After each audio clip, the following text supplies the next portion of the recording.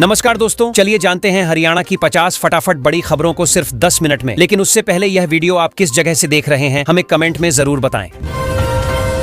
हरियाणा के सरकारी स्कूलों में अब बच्चों को रोबोटिक्स सिखाने की तैयारी चल रही है। शुरुआत फरीदाबाद और बल्लभगढ़ से होगी। इसका मकसद है कि बच्चे आधुनिक टेक्नोलॉजी को समझें और आगे चलकर वैज्ञानिक सोच विकसित करें। धीरे धीरे यह पहल पूरे प्रदेश के स्कूलों तक फैलाई जाएगी। फतेहाबाद में शिक्षकों ने टेट लागू करने के खिलाफ मोर्चा खोल दिया है। उनका कहना है कि यह नियम उनके लिए अनुचित है। वे शिक्षा मंत्री को ज्ञापन सौंपेंगे और विरोध प्रदर्शन करेंगे। उनका तर्क है कि अनुभव और पुरानी योग्यताओं को नजरअंदाज नहीं करना चाहिए। हरियाणा सरकार ने ड्राइवर भर्ती के नियम बदल दिए हैं। अब सिर्फ 10वीं पास होना काफी नहीं होगा। उम्मीदवार के पास मान्यता प्राप्त ड्राइविंग सर्टिफिकेट होना जरूरी रहेगा। इसका मकसद है कि सरकारी विभागों में सिर्फ योग्य और प्रशिक्षित लोग ही ड्राइवर बने।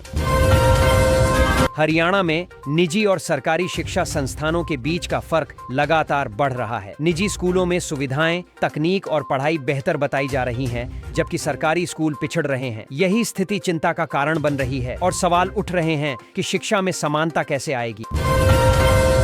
हरियाणा के 12 जिलों में अचानक बीमारियों का ग्राफ तेजी से बढ़ गया है। सरकारी अस्पतालों में ओपीडी संख्या 3 गुना तक हो गई है। विशेषज्ञों का कहना है कि बदलते मौसम और अस्वच्छ वातावरण की वजह से लोग बीमार पड़ रहे हैं। सरकार ने स्वास्थ्य सेवाएं बढ़ाने के निर्देश दिए हैं। सरकारी विभागों में ड्राइवर की नौकरी के लिए हरियाणा सरकार ने नया नियम लागू किया है। अब सिर्फ 10वीं पास नहीं, बल्कि ड्राइविंग ट्रेनिंग का प्रमाण पत्र होना जरूरी होगा। सरकार चाहती है कि सड़क हादसों पर काबू पाया जाए और विभागों में प्रशिक्षित चालक ही रखे जाएं। उत्तर भारत से मानसून की विदाई को लेकर आईएमडी ने अपडेट दिया है। विभाग ने कहा है कि कुछ राज्यों में अभी हल्की बारिश हो सकती है। हरियाणा समेत उत्तर भारत के कई इलाकों में अगले दिनों में बारिश घटेगी। धीरे धीरे मानसून सितंबर के अंत तक विदा लेगा। पानीपत में निपुण हरियाणा मिशन के तहत शिक्षकों के लिए वीडियो प्रतियोगिता रखी गई है। इसमें शिक्षक नई शिक्षण पद्धतियों को प्रस्तुत करेंगे। इस पहल का उद्देश्य शिक्षा प्रणाली को डिजिटल और आकर्षक बनाना है। इससे बच्चों की पढ़ाई में रुचि और समझ दोनों बढ़ाने की कोशिश की जाएगी। हरियाणा के कुछ जिलों में स्कूल बंद कर दिए गए हैं। वजह बेहद चौंकाने वाली सामने आई है। कई जगहों पर सुरक्षा और स्वास्थ्य से जुड़ी दिक्कतों के चलते यह कदम उठाना पड़ा। सरकार ने कहा है कि हालात सुधरते ही स्कूल दोबारा खोल दिए जाएंगे। हरियाणा सरकार 250 प्रिंसिपल पदों पर भर्ती की तैयारी कर रही है। इसके लिए शिक्षकों की सूची 1 सप्ताह के अंदर जमा करने को कहा गया है। यह कदम लंबे समय से खाली पड़े पदों को भरने के लिए है। इससे स्कूलों के प्रबंधन और पढ़ाई दोनों को मजबूती मिलेगी। हरियाणा में लाडो लक्ष्मी योजना का ट्रायल शुरू हो गया है। 25 सितंबर से पंजीकरण होगा और इसके तहत 20 लाख महिलाओं को हर महीने 2100 रुपए दिए जाएंगे। सरकार का कहना है कि यह योजना महिलाओं को आर्थिक रूप से मजबूत बनाने की दिशा में एक बड़ा कदम है। हरियाणा के एक जिले में गुटखा, तंबाकू और सिगरेट की बिक्री पर बैन लगा दिया गया है। आदेश में कहा गया है कि नियम तोड़ने वालों पर सख्त कार्रवाई होगी। इसका उद्देश्य है लोगों को नशे की आदत से दूर रखना और स्वास्थ्य के प्रति जागरूकता बढ़ाना। हरियाणा में बिजली बिल नहीं चुकाने वालों पर अब कड़ी कार्रवाई होगी। ऊर्जा मंत्री ने अधिकारियों के साथ अहम बैठक की है। फैसला लिया गया है कि डिफॉल्टरों पर सख्ती से निपटा जाएगा। सरकार चाहती है कि समय पर भुगतान हो ताकि बिजली व्यवस्था प्रभावित न हो। करनाल जिले में धान की कटाई शुरू हो गई है। इस बार खेतों की निगरानी सैटेलाइट से की जाएगी। इससे यह सुनिश्चित होगा कि पराली न जलाई जाए और पर्यावरण को नुकसान न पहुंचे। सरकार चाहती है कि किसान आधुनिक तकनीक से काम करें और प्रदूषण से बचा जाए। हरियाणा में 17 सितंबर से सेवा पखवाड़ा शुरू होगा। इसके लिए पूरा शेड्यूल जारी किया गया है। इसमें सरकारी विभाग विभिन्न सामाजिक कार्यक्रम और जनहित की गतिविधियां करेंगे। उद्देश्य है जनता से जुड़ना और योजनाओं का लाभ सीधा लोगों तक पहुंचाना। नायब सैनी ने कहा कि युवा उद्यमी ही विकसित भारत और विकसित हरियाणा की असली ताकत है। उनका मानना है कि युवाओं के पास नई सोच और जोश है। अगर उन्हें सही अवसर मिले तो वे उद्योग धंधों के साथ राज्य की अर्थव्यवस्था बदल सकते हैं। गुरुग्राम में 18 और 19 सितंबर को श्रमिक खेलकूद प्रतियोगिता आयोजित की जाएगी। इसमें मजदूर वर्ग के लोग खेलों में हिस्सा लेंगे। इसका उद्देश्य है श्रमिकों में उत्साह और भाईचारा बढ़ाना। सरकार का मानना है कि यह पहल उन्हें सामाजिक तौर पर भी मजबूत करेगी। एक्सप्रेसवे पर कुछ युवक ट्रैफिक नियमों की धज्जियां उड़ाते पकड़े गए। पुलिस ने उनका चालान किया है। बताया गया कि वे तेज रफ्तार और गलत तरीके से गाड़ी चला रहे थे। प्रशासन ने साफ कहा कि ट्रैफिक नियमों का उल्लंघन बर्दाश्त नहीं किया जाएगा। हरियाणा में इंजीनियरिंग पढ़ने का क्रेज युवाओं में लगातार बढ़ रहा है। एक्सपर्ट्स का कहना है कि नौकरी के अवसर और तकनीकी क्षेत्र की बढ़ती मांग इसकी वजह है। कई स्टूडेंट्स मेडिकल या अन्य कोर्स छोड़कर इंजीनियरिंग की ओर रुख कर रहे हैं। हरियाणा के बच्चों के लिए NMMS छात्रवृत्ति योजना के आवेदन शुरू हो गए हैं। यह स्कॉलरशिप खासकर गरीब और मेधावी छात्रों को दी जाती है। आवेदन करने वाले बच्चों को परीक्षा देनी होगी। चयनित छात्रों को पढ़ाई में आर्थिक मदद मिलेगी ताकि वे पढ़ाई जारी रख सकें। रुपये खर्च किए जाएं। हरियाणा सरकार ने 135 नए संस्थानों के निर्माण को मंजूरी दी है। इसके लिए लगभग 74 करोड़ रुपए खर्च किए जाएंगे। सरकार का कहना है कि इससे शिक्षा और स्वास्थ्य ढांचे को मजबूती मिलेगी। नए संस्थानों से रोजगार के अवसर भी पैदा होंगे। हरियाणा में बाढ़ का खतरा अभी टल गया है, लेकिन मुश्किलें खत्म नहीं हुई। अगले 3 दिन मौसम में बदलाव रह सकता है। प्रशासन ने चेतावनी दी है कि निचले इलाकों में सतर्कता रखी जाए। लोगों से कहा गया है कि लापरवाही न बरतें। महिलाओं के लिए हरियाणा सरकार ने लाडो लक्ष्मी योजना शुरू की है। इसके तहत हर महिला को हर महीने 2100 रुपए सहायता दी जाएगी। सरकार का दावा है कि इस योजना से महिलाओं की आर्थिक स्थिति बेहतर होगी। यह कदम महिलाओं को आत्मनिर्भर बनाने की ओर है। हरियाणा के राशन कार्ड धारकों को अब नई सुविधा मिलेगी। बिना लंबी कतार में लगे सीधे उन्हें राशन मिलेगा। इसके लिए सरकार ने तकनीकी सिस्टम तैयार किया है। इसका फायदा खास तौर पर गरीब और बुजुर्ग लोगों को मिलेगा, जिन्हें लाइन में खड़ा होना मुश्किल होता है। दयालु 2 योजना हरियाणा में लागू की गई है। इसमें कुत्ते के काटने पर पीड़ित को 5 लाख रुपए तक का मुआवजा मिलेगा। इस कदम से लोग ज्यादा सुरक्षित महसूस करेंगे और समय पर इलाज करवा पाएंगे। सरकार ने इसे जनता की सुरक्षा के लिए अहम बताया है। हरियाणा में मानसून का असर इतना ज्यादा है कि कई जिलों में पानी भर गया। फसलों को काफी नुकसान हुआ है और किसानों की हालत खराब है। सरकार राहत और मुआवजे की प्रक्रिया पर काम कर रही है। कई इलाकों में आज भी भारी बारिश की संभावना जताई गई है। सरकारी स्कूलों में अर्धवार्षिक परीक्षाओं की डेट शीट जारी कर दी गई है। अब बच्चों और अभिभावकों को तैयारी में आसानी होगी। स्कूल प्रबंधन भी समय पर सिलेबस पूरा कराने में जुटा है। शिक्षा विभाग चाहता है कि परीक्षा प्रक्रिया पारदर्शी और समयबद्ध तरीके से पूरी की जाए।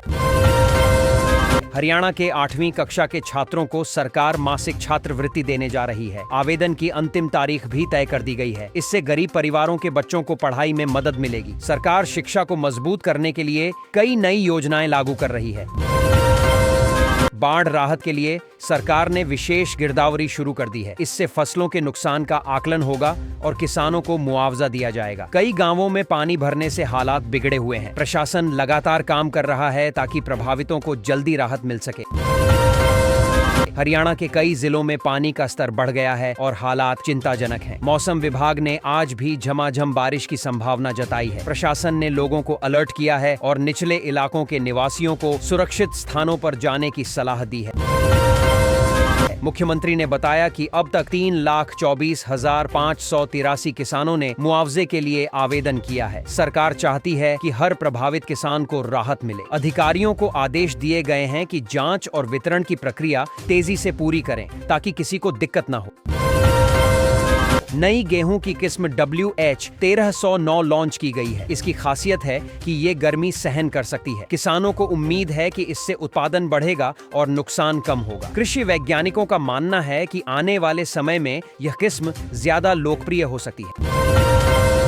राज्य में 10 नए औद्योगिक और एक रिहायशी क्षेत्र के लिए जमीन खरीदने की प्रक्रिया शुरू हो गई है। इसका फायदा युवाओं को रोजगार और स्थानीय लोगों को कारोबार के अवसर के रूप में मिलेगा। सरकार चाहती है कि औद्योगिक निवेश बढ़े और विकास तेज हो।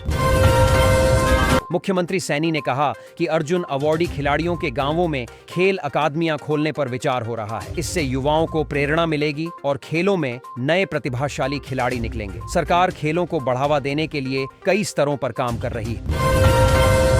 अंबाला के समाधान शिविर में ग्रामीणों ने तटबंध निर्माण की मांग रखी। गांव के लोगों का कहना है कि बाढ़ आने पर पानी उनके खेत और घरों को डुबो देता है। अगर तटबंध बना दिया जाए तो उनकी समस्या काफी हद तक खत्म हो जाएगी। प्रशासन ने आश्वासन दिया है।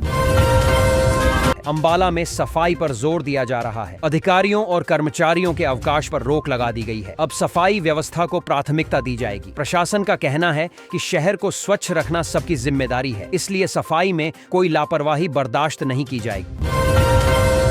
NMMS छात्रवृत्ति के लिए आवेदन शुरू हो गए हैं। इस योजना के तहत छात्रों को हर महीने 1000 रुपए की आर्थिक मदद मिलेगी। सरकार का उद्देश्य है कि आर्थिक रूप से कमजोर छात्र पढ़ाई जारी रख सकें। इच्छुक छात्र ऑनलाइन आवेदन कर सकते हैं और आवश्यक दस्तावेज जमा करने होंगे। हरियाणा सरकार ने आवारा जानवरों से होने वाले नुकसान पर मुआवजे की योजना शुरू की है। कुत्ते के काटने या अन्य पशुओं के हमले से चोट या मौत की स्थिति में आर्थिक सहायता मिलेगी। यह योजना दयालु 2 नाम से शुरू की गई है। इसका मकसद परिवारों को आर्थिक सहारा देना है। हरियाणा में भारी जलभराव के बाद बीमारियों का प्रकोप बढ़ गया है। डायरिया, डेंगू, मलेरिया और त्वचा संक्रमण के केस तेजी से सामने आ रहे हैं। अब तक 12 लोगों की मौत हो चुकी है। स्वास्थ्य विभाग ने अस्पतालों को अलर्ट कर दिया है और रोकथाम के प्रयास तेज किए जा रहे हैं। हरियाणा सरकार ने साइबर सुरक्षा को मजबूत करने के लिए नई पहल शुरू की है। राज्य में डिजिटल अपराध रोकने और डेटा सुरक्षा के लिए विशेष टीम बनाई जा रही है। साथ ही लोगों को जागरूक करने पर भी जोर दिया जाएगा। इससे साइबर अपराधों पर नियंत्रण की उम्मीद जताई जा रही है। गुरुग्राम प्रशासन ने दावा किया है कि अक्टूबर के बाद शहर की सड़कों पर गड्ढे नजर नहीं आएंगे। सड़क मरम्मत का काम तेजी से चल रहा है। नगर निगम ने साफ कहा है कि जल्द ही लोगों को बेहतर सड़कों की सुविधा मिलेगी और आने जाने में परेशानी कम होगी। हरियाणा सरकार ने फिर से आदेश जारी किए हैं कि स्कूलों के आसपास 100 गज की दूरी पर किसी भी तरह की हानिकारक चीजें नहीं बेची जाएंगी। अगर पकड़ा गया तो कानूनी कार्रवाई होगी। यह कदम बच्चों के स्वास्थ्य और सुरक्षा को ध्यान में रखकर लिया गया है। राज्य में एक घटना हुई जिसमें बदमाश की फायरिंग से पुलिस का एक दारोगा घायल हो गया। पुलिस ने तुरंत कार्रवाई की और अपराधियों की तलाश शुरू कर दी। इस घटना ने इलाके में दहशत फैला दी है और सुरक्षा पर सवाल खड़े कर दिए हैं। हरियाणा में रोडवेज बसों के एक्सीडेंट के मामलों को लेकर सरकार सख्त हुई है। गृह मंत्री अनिल विज ने आदेश दिए हैं कि इन मामलों की जांच के लिए कमेटी बनाई जाएगी। कमेटी हादसों के कारणों की गहराई से जांच करेगी और सुधार के उपाय सुझाएगी। हरियाणा में ट्रैफिक चालान से जुड़ी बड़ी कार्रवाई हुई है। बताया जा रहा है कि 50,000 से अधिक मामलों का निपटारा कर दिया गया है। इससे लोगों को बड़ी राहत मिली है। प्रशासन का कहना है कि यातायात व्यवस्था को और सख्ती से लागू किया जाएगा। गुरुग्राम नगर निगम ने शहर की गंदगी और पॉलीथीन के इस्तेमाल पर शिकंजा कस दिया है। निगम ने साफ किया है कि गंदगी फैलाने वालों और पॉलीथीन इस्तेमाल करने वालों पर कार्रवाई की जाएगी। इससे शहर की सफाई व्यवस्था में सुधार आने की उम्मीद है। गुरुग्राम में रोजगार मेला लगने वाला है, जहां कई प्रतिष्ठित कंपनियां युवाओं को नौकरी का मौका देंगी। यह आयोजन बेरोजगार युवाओं के लिए सुनहरा अवसर माना जा रहा है। यहां अलग अलग क्षेत्रों की कंपनियां इंटरव्यू करेंगी और योग्य अभ्यर्थियों का चयन किया जाएगा। इससे रोजगार की संभावनाएं बढ़ेंगी। हरियाणा सरकार ने बड़ा फैसला लिया है कि अब डिलीवरी बॉय समेत कई तरह के काम करने वाले लोगों को सामाजिक सुरक्षा मिलेगी। इसका मतलब है कि उन्हें बीमा, पेंशन और दूसरी सुविधाओं का लाभ मिलेगा। सरकार का कहना है कि श्रमिक वर्ग को सुरक्षित करना बहुत जरूरी है। राज्य के प्राथमिक स्कूलों में अब TGT और PGT शिक्षक बच्चों के पढ़ाई स्तर का आकलन करेंगे। सरकार का कहना है कि इससे बच्चों की बुनियाद मजबूत होगी और पढ़ाई में कमियां जल्दी पकड़ में आएंगी। यह व्यवस्था गुणवत्ता सुधारने के उद्देश्य से लागू की जा रही है। कृषि से जुड़ी खबर में चेयरमैन देव कुमार शर्मा ने कहा कि किसानों के साथ कोई खिलवाड़ बर्दाश्त नहीं किया जाएगा। उन्होंने साफ किया कि कृषि से जुड़े फैसले किसानों की भलाई को ध्यान में रखकर ही लिए जाएंगे। किसानों के हितों की अनदेखी नहीं की जाएगी। हरियाणा सरकार ने आदेश जारी किए हैं कि अब स्कूलों के 100 गज के दायरे में तंबाकू और गुटखा बेचना पूरी तरह बैन रहेगा। अगर कोई ऐसा करता पकड़ा गया तो उस पर सख्त कार्रवाई होगी। यह कदम बच्चों की सेहत को ध्यान में रखकर उठाया गया है। कांग्रेस नेता रणदीप सुरजेवाला ने आरोप लगाया है कि सरकारी लापरवाही की वजह से हरियाणा के लोगों को बाढ़ की तबाही झेलनी पड़ी है। उनका कहना है कि अगर समय पर तैयारी और प्रबंधन किया जाता तो नुकसान कम होता। उन्होंने सरकार पर कड़ी नाराजगी जताई है। 25 सितंबर को हरियाणा में एक खास अभियान चलने वाला है। पूरे राज्य में 1 घंटे तक ये कार्यक्रम होगा। इसका मकसद पर्यावरण और समाज से जुड़े मुद्दों पर जागरूकता फैलाना है। प्रशासन और लोग मिलकर इसमें भाग लेंगे और इसे सफल बनाएंगे। हरियाणा के किसान बाढ़ से आई रेत पर मालिकाना हक मांग रहे हैं। किसानों का कहना है कि उनकी जमीन पर आई रेत अब उनके ही काम आए। वे चाहते हैं कि सरकार उन्हें रेत उठाने की अनुमति दे, इससे वे नुकसान की भरपाई कर सकें। अंबाला में पालिका विहार की जमीन को लेकर हाई कोर्ट में केस चल रहा है। आरोप है कि नक्शा ऑनलाइन पास किया गया, इससे जमीन के इस्तेमाल में गड़बड़ी की गई। अब कोर्ट में मामला सुनवाई के अधीन है। लोग इस पर पैनी नजर रखे हुए हैं।